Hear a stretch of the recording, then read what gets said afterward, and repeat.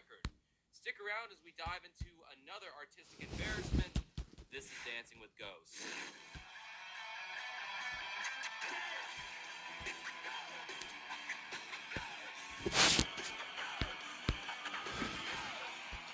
Yep, this is the video I remember seeing many years ago. This is MTV's Spring Break 2009, and Lil Wayne was premiering a song that would be featured on his upcoming album, Rebirth. As a guitar player, I remember feeling really annoyed and offended by the hubris of this guy.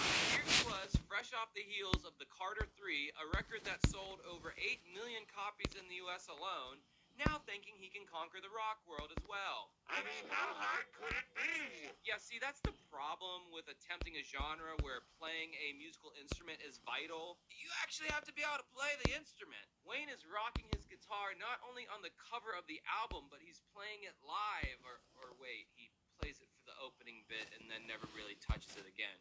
Still better than when Fred Durst tried to play a guitar solo, though.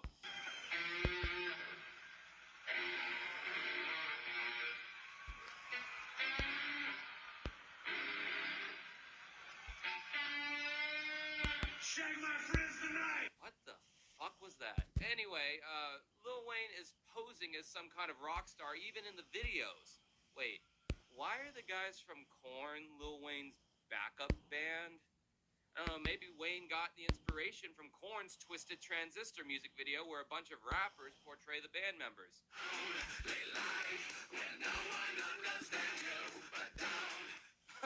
The music in the 2000s. What a time to be alive, am I right? Alright. For those of you who may not know, Lil Wayne often comes up in the conversation for greatest rapper of all time. Wayne was signed to Cash Money Records at age 11. I was wondering why my pee-pee was starting to get tingly when I stared at girls' chests at age 11, and Lil Wayne was getting his first record deal. Great. This is already making me feel just great. Wayne got partnered up with fellow label mates BG, Juvenile, and Turk to form the group Hot Boys. They had one single I actually remember. It was played on this music video channel called The Box. The song was called Bling Bling, and I still remember the line, "Every time I come into your city, bling bling." I guess this is how rappers dance. Every time I come around your city, bling bling. Think you rang with about bitty bling bling. The Hot Boys eventually all went their separate ways, but would still feature on each other's songs. That's where most people, my age at least, first heard Lil Wayne in the aforementioned Back Dat Ass Up. It feels really weird saying aforementioned and Back Dat Ass Up in the same sentence. It's like two different languages going on there. Wayne finally dropped his own solo record, The Block Is Hot, in 1999, and honestly guys, long story short, he's been a fucking resounding success ever since. Especially with any album that bears his last name attached to it. Apparently midway into his career though, Lil Wayne got tired of being so goddamn successful, so he found a way to sabotage his own career. That's the only logical sense why he would have made this 2010 album Rebirth. Let's start out with the first track, American Star. The album opens up with a very rock-oriented feel, with all the instruments just ringing out as if they've just finished the end of an epic concert, and then the singing comes in. Born and raised in the USA, by way of New Orleans where the killers stay. Now, the first thing I notice is the huge volume disparity between Lil Wayne's voice and the rest of the instrumentals. Good God, I haven't heard a mix this unbalanced since the last few Smashing Pumpkins albums.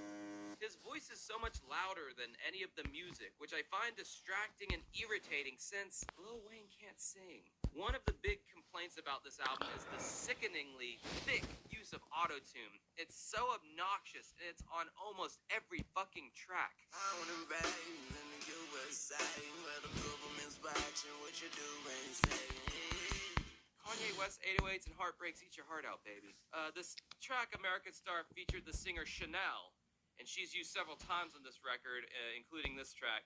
I'd never heard of her, so I looked her up, and it seems like she was yet another artist who got the cosign from Lil Wayne, but whose career never really took off. There'll be another one of those artists on this record later on. You just wait. Que ce soit une barbe de 1, 3 ou même 7 jours, Braun Series 9 Pro Plus offre l'ultime rasage de frais, efficace et doux. Maintenant avec une finition parfaite, même contre les poils les plus longs. Braun Series 9 Pro Plus, conçu pour durer.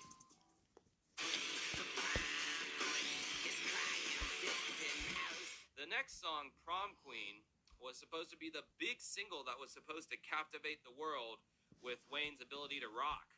I will admit the instrumental is pretty decent, but they used the same fucking guitar riff throughout the entire song. It's such a basic guitar riff that I wouldn't even consider using this riff in my band, and we're nobodies. It took me all of 10 seconds to figure out how to play this riff.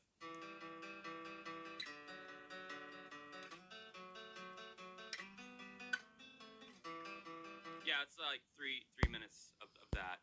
I'm not saying there's anything wrong with simple riffs, but when it's this repetitive, shit gets old. Pair that with Lil Wayne's god-awful prom queen chorus and the ear-grating auto-tune, and you have a very punishing song to have to listen to.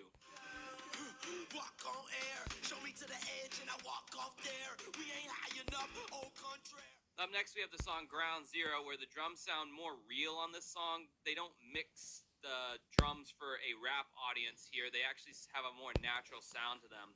All the drum tones thus far have sounded highly produced with way more bass in the kick drum than necessary.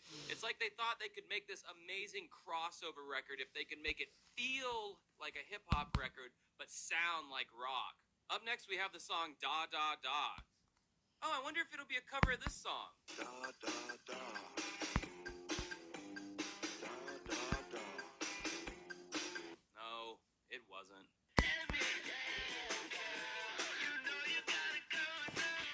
Well, that auto-tune is back in full force just in case you missed it. This song is like, I don't know, it could have been decent, but the musical ideas were just like all over the place. And then, of course, there's the awful vocals.